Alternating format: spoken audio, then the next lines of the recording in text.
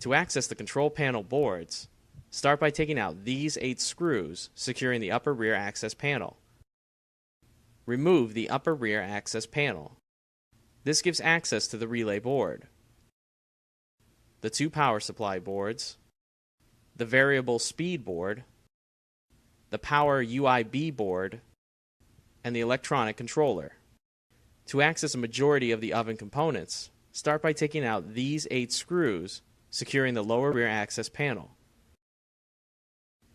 Remove the lower rear access panel. This gives access to the last board, the oven control relay board.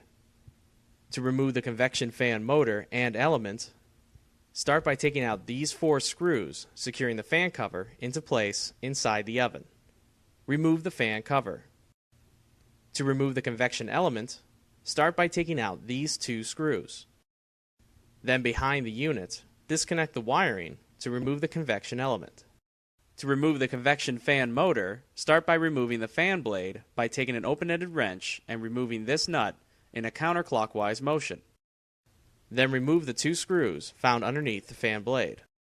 Next, take out these 3 screws from the back of the unit.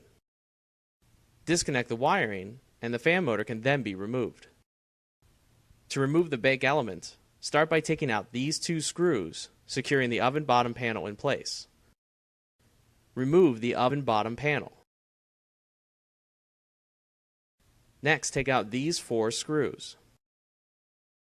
Then behind the unit, disconnect the wiring to remove the bake element. To remove the rack sensing level assembly, remove these 4 screws.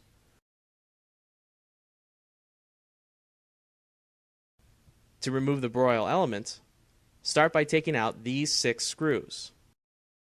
Then behind the unit, disconnect the wiring to remove the broil element.